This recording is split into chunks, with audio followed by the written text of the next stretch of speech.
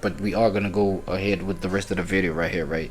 So like what I'm thinking literally, right, is, well, what I'm receiving from the brother right here is the fact that, yo,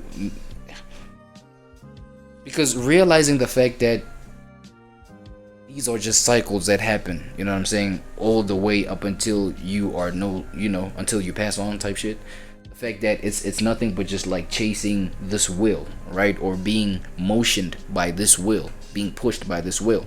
And then you even have your moments of, you know, high optimism, high optimistic moments and shit like that. But even there's these underlying just like gravitational pulls that just like, you know, pull you towards the reality, you know what I'm saying, pull you down towards like what's really real, what's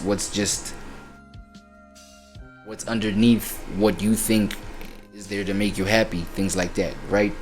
And I feel like just coming to those kind of realizations is you know, coming to terms with your own limitations, right? And the whole, you know, lesson behind, you know, pessimism giving you better life lessons and helping you understand life better than, you know, probably being on one spectrum of either pessimism or optimism, right? Being on the extreme of pessimism, right, of which that's like you still locking yourself up in a bubble that's not really all the way real, and it's not gonna, there's gonna be a whole lot of resistance because it's not all the way in alignment with reality, right? That's the same with being all the way positive, being on the extreme positive end of that spectrum, right?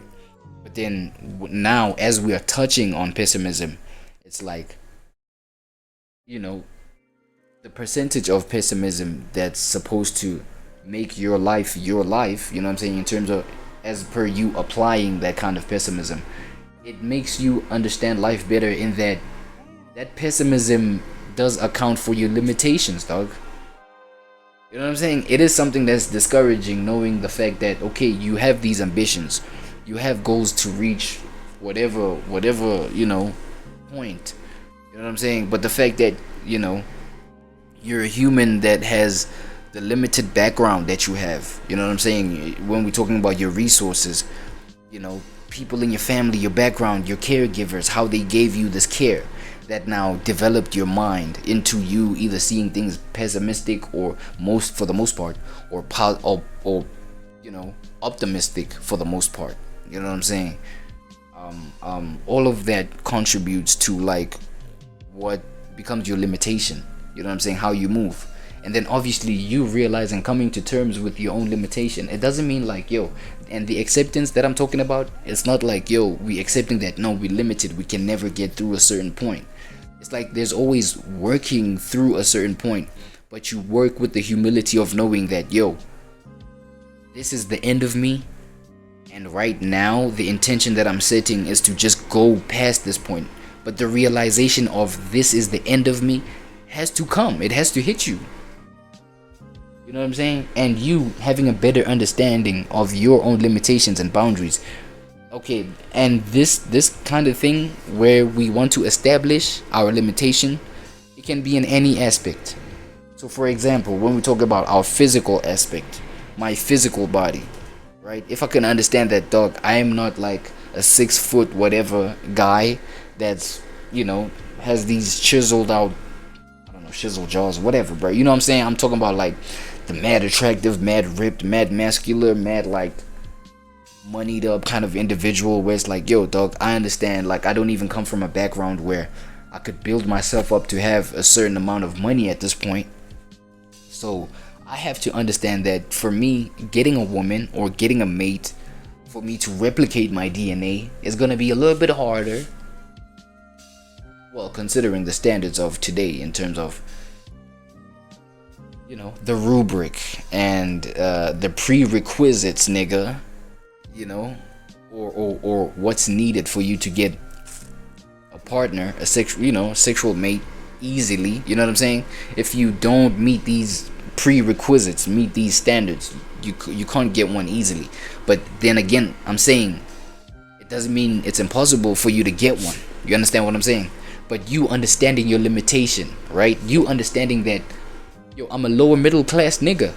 that's gonna light you up in terms of the areas to look for your partner, so that you don't look crazy looking for a partner in the wrong spaces, right?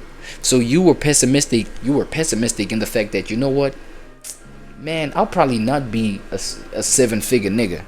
I'll probably just, like, you know, comfortably be right in my 6 figures, right in my 5 figures. Fuck it, right? I'll be comfortable with that. But even in that realm, bro, there are people that can appreciate me for me. Now that realization, bro, is the benefit or the positivity of pessimism. You know what I'm saying? Because, okay, think about it. Here's another example. You're a pessimistic nigga in the fact that you're mad stingy, or okay, let me say pessimistic in the fact that you really think you'll never, you know what I'm saying, you'll never reach your dreams in being the famous artist or whatever the fuck, right? Now, being pessimistic in that aspect is gonna force you to at least be open, keep an open mind in another aspect, even though that open mind is gonna happen subconsciously. But because now you're pessimistic towards your dream, right? For example, now you're telling yourself, nah, I'm not chasing that, fuck it, da da da. So, okay, but then now you're here, now what now? I'm gonna have to get a job then. You know what I'm saying? Like, I'm growing older. My mother or my dad or my caregivers are not gonna be around forever to take care of me forever. I'm gonna have to get a job. After getting a job, I'm gonna have to, you know, do the regular thing. Live, you know what I'm saying, get my little salary pack, get a partner that's gonna help me, you know, with some bills so that we can be able to create a home, create a family, and like, you know, the regular nigga thing. You know what I'm saying? It's like you have to now deal with that, since you're ditching this, since you're pessimistic to this, since you're closing yourself off to this, to the dream, the possibility, the ambition, the, you know, us being beyond this, us being something that's more than this. Because you're closing yourself off to this, to that, you're gonna have, like, by default, bro, whether you know it or not, whether you like it or not, you have to open yourself up to the regular thing then. And you understand what I'm saying? And then that helps you understand the regular part of life, the more humble parts of life.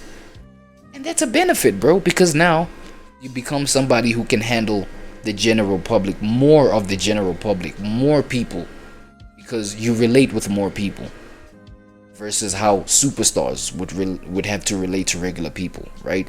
Or versus how people who are just happy-go-lucky, oh, everything has to be just happy, just have good thoughts.